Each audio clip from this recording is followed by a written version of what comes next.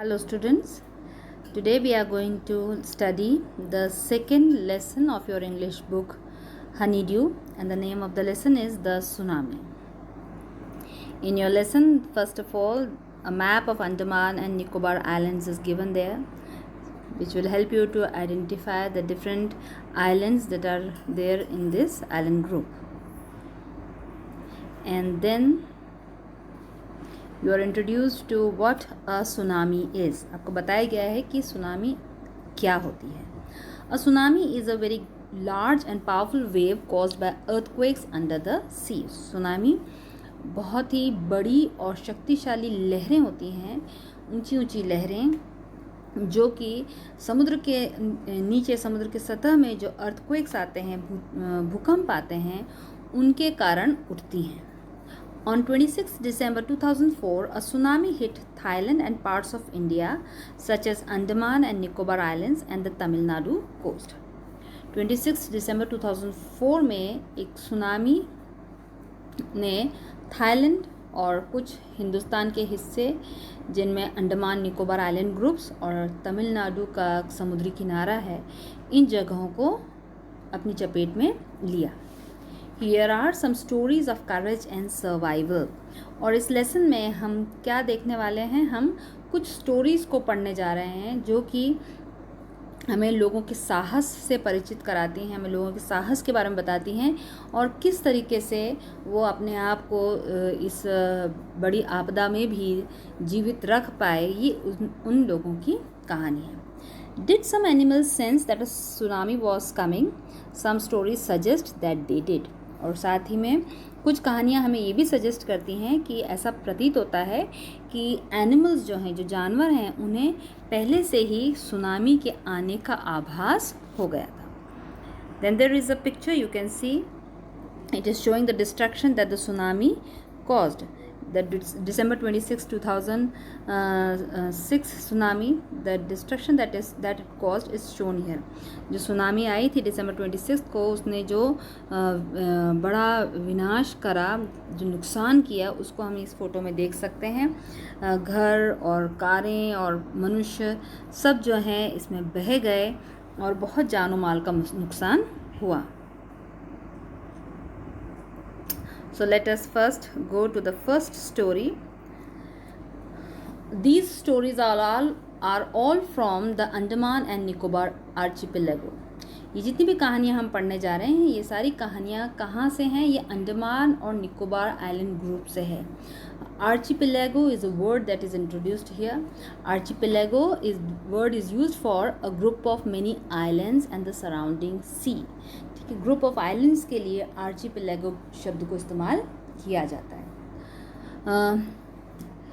Ignatius was the manager of a cooperative society in Katchal. His wife woke him up at 6 AM because she felt an earthquake. So पहली कहानी जो है वो किसके बारे में है? वो इग्नेशियस नाम के एक व्यक्ति के बारे में है जो कि एक कोऑपरेटिव सोसाइटी में मैनेजर था, और ये कोऑपरेटिव सोसाइटी कैक्चल में थी, जो कि एक आइलैंड है. इस अंडमान निकोबार आइलैंड ग्रुप्स में से एक आइलैंड है. सो उनकी जो वाइफ थी, उन्हें ऐसा आभास हुआ, उन्हें महसूस हुआ कि भूकंप आया है. उन्हें जो है भूकंप को महसूस किया उन्होंने, और 6 बजे उन्होंने इग्नेशियस को जगाया. Ignatius carefully took his television set off its table and put it down on the ground so that it would not fall and break. Then the family rushed out of the house. तो Ignatius ने सबसे पहले क्या किया, बड़े ध्यान से television जो था उसे टेबल पर से हटाया और उसे ग्राउंड पर, ज़मीन पर रख दिया, ताकि भूकंप के कारण वो गिरकर टूट न जाए. और फिर उसके बाद पूरा परिवार जो था वो घर से बाहर निकल गया. When the tremors stopped, they saw the sea rising. Okay, now another word that comes up here is tremors. एक और नया वर्ड जो आपके सामने आ रहा है वो है ट्रेमर्स. ट्रेमर्स क्या होते हैं? ट्रेमर्स यानी कि जो भूकंप के झटके जो होते हैं ना, ज़मीन का जो हिलना जो महसूस होता है, उसे ट्रेमर्स कहते हैं. So tremors is a slight shake. Earth tremors, the earth shakes during an earthquake. और उन्होंने क्या देखा कि जो समुद्र है उसकी लहरें ऊंची उड़ रही थी. In the chaos and confusion, 2 of his children caught hold of hands of their mother's father and mother's brother and rushed in opposite direction. और केओस और कन्फ्यूजन की स्थिति जो है वहाँ पर डेवलप हो गई, पैदा हो गई। केओस का मतलब होता है कंप्लीट डिसऑर्डर और कन्फ्यूजन ना, बड़ी ही अस्त व्यस्त या गड़बड़ी की जो स्थिति उत्पन्न हो जाती है उसे केओस कहते हैं। तो जो उस समय जो अस्त व्यस्त और गड़बड़ी की स्थिति जो इन लहरों के कारण और इस भूकंप के झटकों के कारण उत्पन्न हुई, उसके कारण जो है इस दौरान जो है इस फैमिली ने क्या किया, दो बच्चे जो थे इग्नेशियस की जो दो बच्चे थे उन्होंने अपनी मदर्स फादर, यानी कि मदर्स फादर को हम क्या कहेंगे, नाना, है ना, एंड मदर्स ब्रदर यानी मामा, तो अपने नाना जी का और अपने मामा जी का हाथ पकड़ा और वो अपोजिट डायरेक्शन में, दूसरे डायरेक्शन में वो लोग दौड़े। He never saw them again। और इग्निसियस ने उनको फिर कभी भी नहीं देखा, यानी कि लहरों में वो बह गए और कहाँ चले गए इग्निसियस को पता नहीं चला। His wife was also swept away। उनकी जो वाइफ थी वो भी उन लहरों में बह गई। Now the word swept is past of sweep।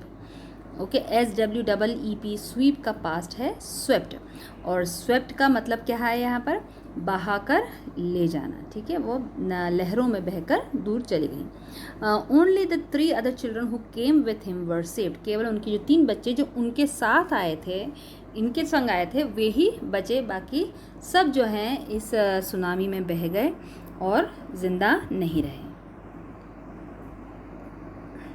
Now the next story is about Sanjeev, who was a policeman. Sanjeev was a policeman serving in the Catchal Island in the Nicobar groups of island. He somehow managed to save himself, his wife and his baby daughter from the waves. So Sanjeev जो थे वो एक policeman थे इसी कैचल island में, और किसी तरीके से उन्होंने अपने आप को, अपनी वाइफ को और अपनी बच्ची को इन लहरों से बचा लिया। But then an accident happen. पर उसके बाद जो है एक दुर्घटना उनके संग घट गई। क्या घटी? But then he heard cries for help from the wife of John the guest house cook. उनके गेस्ट हाउस के जो कुक था जिसका नाम जॉन था, उसकी वाइफ के चिल्लाने की आवाज़ उन्होंने सुनी, वो मदद मांग रही थी। और संजीव ने क्या किया? Sanjeev jumped into the water to rescue her, but they were both swept away. तो संजीव ने उनकी मदद करने के लिए पानी में छलांग लगाई। रेस्क्यू करना यानी बचाना, तो उन्हें बचाने के लिए, जॉन की वाइफ को बचाने के लिए संजीव ने पानी में छलांग लगाई, और दोनों ही, संजीव और जो जॉन की वाइफ थी, दोनों ही उस पानी में बह गए। Next story is about a 13-year-old girl whose name is मेघना। अगली कहानी जो है वो एक मेघना नाम की लड़की की है जो 13 साल की थी। सो 13-year-old मेघना was swept away along with her parents and 77 other people. मेघना जो है वो अपने माता पिता और 77 और लोग थे, उनके संग जो है पानी में बह गई थी। She spent 2 days floating in the sea holding on to a wooden door. और 2 दिन जो है मेघना ने उस समुद्र में बिताए, समुद्र में तैरते हुए ना। वो लिटरली तैर नहीं रही थी, केवल एक लकड़ी का दरवाज़ा था जो कि पानी में बह रहा था, उसी के ऊपर, उसी को पकड़कर ये भी पानी में बहती रही। Okay, there is a difference between floating and swimming, है ना। फ्लोटिंग और स्विमिंग में डिफरेंस है। स्विम करना यानी तैरना, और फ्लोट करना यानी कि केवल पानी के पर जो है किसी चीज़ के ऊपर रहकर बहना, ठीक है ना। तो वो बहती रही उस वुडन डोर के ऊपर, वो डूबी नहीं। 11 times she saw relief helicopters overhead. और 11 बार उन्होंने क्या देखा? आसमान में उनके ऊपर से रिलीफ हेलीकॉप्टर्स गए। अभी रिलीफ हेलीकॉप्टर्स क्या होते हैं, मीनिंग आपके पास बुक में दिया गया है। Helicopters bringing help to people. जो हेलीकॉप्टर्स लोगों को मदद पहुंचाने के लिए इस्तेमाल किए जाते हैं प्राकृतिक आपदाओं के दौरान, नेचुरल कैलेमिटीज़ के दौरान, उन्हें हम रिलीफ हेलीकॉप्टर्स कहते हैं। So this relief helicopters were there to save people, है ना। लोगों को बचाने के लिए ही ये रिलीफ हेलीकॉप्टर्स जो थे वहाँ पर आ रहे थे, पर दे डिड नॉट सी हर, पर उन रिलीफ हेलीकॉप्टर्स ने इनको नहीं देखा। ना, यानी कि उनमें जो लोग थे उन्होंने मेघना को नहीं देखा. She was brought to the shore by a wave and was found walking on the sea shore in a days. और लहरों ने ही मेघना को जो है शोर पर यानी किनारे पर, शोर मतलब किनारा, समुद्र का तट पर छोड़ दिया और फिर वो वहाँ पर पाई गई. Walking on the sea shore in a daze. Now another word that is coming here is daze. एक और शब्द जो आपको इंट्रोड्यूस किया जा रहा है, आपको बताया जा रहा है, वो है डेज.